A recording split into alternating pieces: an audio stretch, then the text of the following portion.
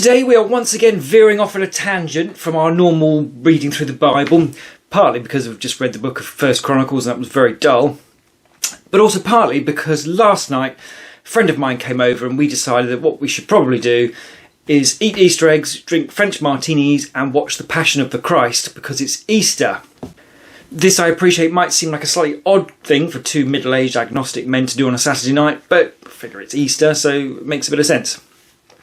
It did, by the way, occur that might be in somewhat poor taste, sitting down to eat Easter eggs whilst watching the guy who it's all based upon being tortured to death. But we did decide that we mean it in respectful terms and in a spirit of actually trying to understand, so that's probably okay. We're going with that anyway. As it happened anyway, after about the first 10 minutes, I didn't touch my pink drink or my Easter egg because the movie is that horrific. I mean, I am a big fan of French martinis and chocolate eggs, so that's saying quite a lot for how impossible it is to have any of this whilst watching it. This is the second tangent in a row where I wasn't going to do a tangent video about it, but the more I thought about it, the more I think, despite the fact I'm completely unqualified to talk about the New Testament because I haven't even read it, it is useful in terms of getting an idea for what we're aiming for in reading the Old Testament. So I figure that any experience that I have of the New Testament is still relevant, and therefore it's reasonable to record it, because it is in keeping with the objective of this whole project, being broadly to figure out what the Bible is about and whether it's true. The one big problem that sits in your mind as you're watching this, of course, is that regardless of whether he came back to life and all the rest of it, history is as certain as it can be on anything else that this guy Jesus was tortured to death, and therefore this thing is kind of like a reenactment documentary. I mean, it's clearly a true story, give or take potentially the last 30 seconds, which are still up for debate. But it seems to me it's kind of in that same category as the opening scene of Saving Private Ryan or the entirety of Band of Brothers, for example, as those things that you kind of think people should have to watch, just because these are things that really happened upon which our society today is based. And regardless of whether Christianity is true, Christianity does form the underpin for our society in the West. And I think that sort of thing is actually, if nothing else, it's kind of essential to a big, proper perspective. Certainly for me, it's Band of Brothers and the beginning of Saving Private Ryan, that's what, and now this, are kind of fundamental in, if I tempted to come home after a hard day at work and have a bit of a moan, they are fantastic perspective resetters to remind how terrible my life isn't. I gather Mel Gibson's career took a big nosedive after doing this one, largely I think because he was accused of being anti-Semitic in the production of the film. But on the basis that it's historical account, and apart from the potentially last bit, which I don't want to give away if you haven't watched it, I don't think any of this is in dispute.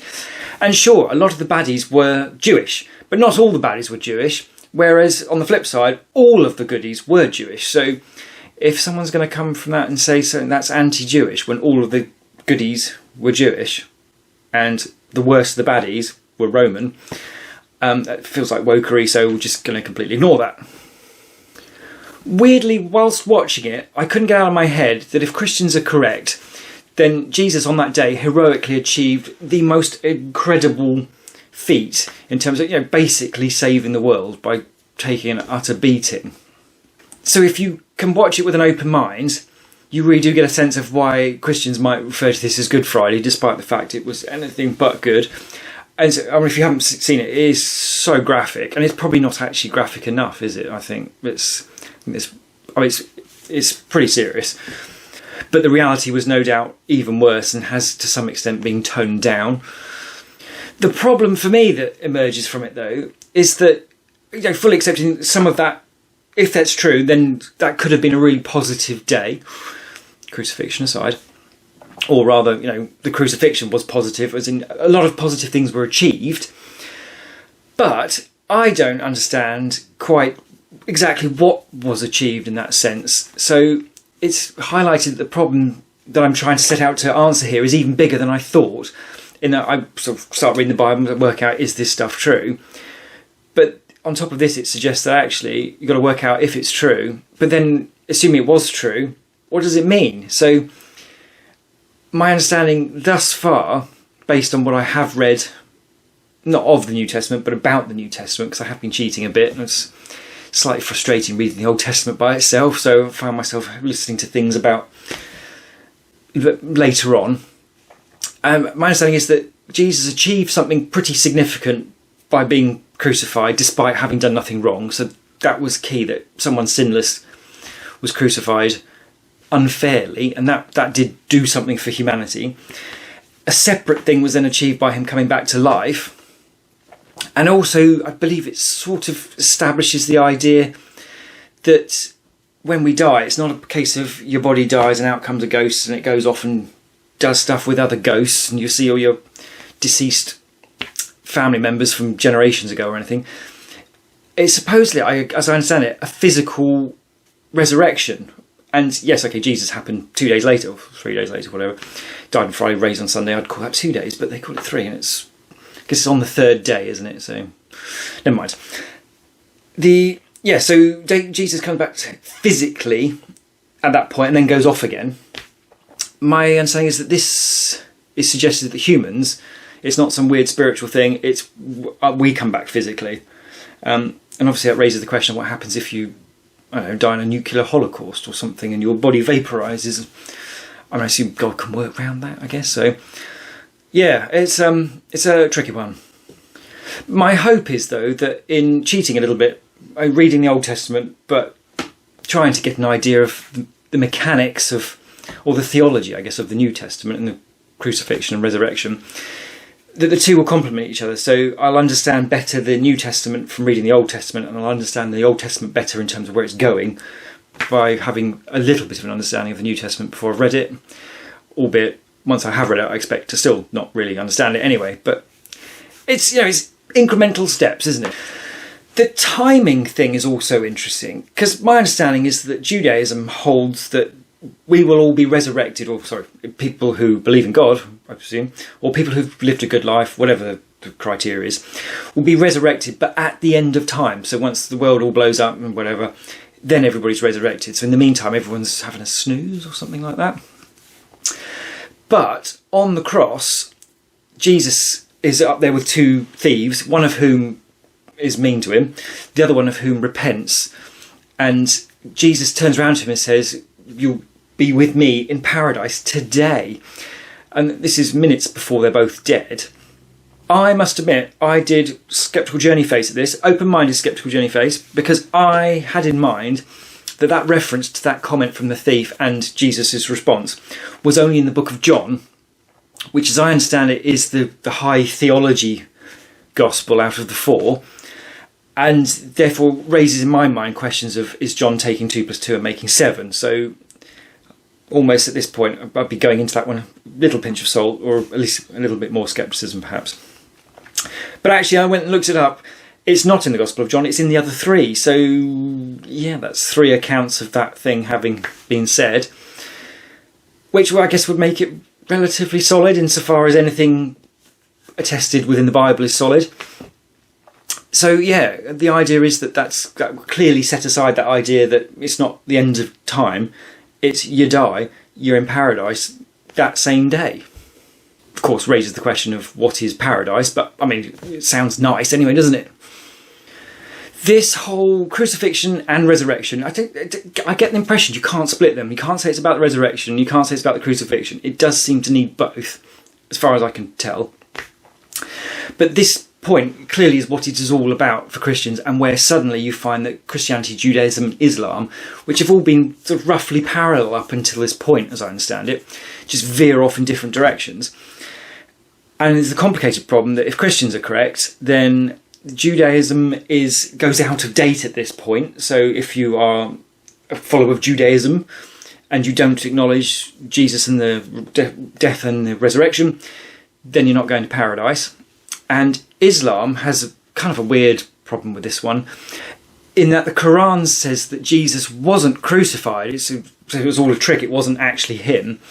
But then the Quran also says that the Bible is true, even though the Bible clearly says that Jesus was crucified and came back and all the rest of it, which is a bit odd.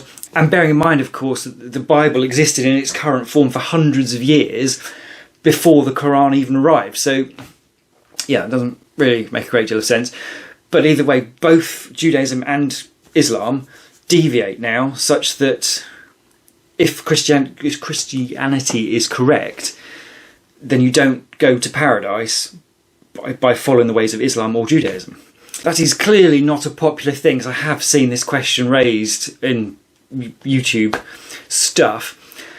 And yeah, but it would make sense, wouldn't it? If it's all about the crucifixion, then someone who denies that even happened would, well, yes, that's not going to work, is it? So yeah, I guess that would be sort of logically the case, that if the death and resurrection is true, then that is the only way, the only path you can take to get to paradise. Another significant thing for me in terms of Easter is that, as far as I can work out, it is the only event in all of religious history that's pivotal, that has a shot at proving itself correct based on historical evidence. I'm still working through this historical evidence and have been for some time, so it's not like it's massively conclusive or anything, and I am not persuaded, but I'm still working on it.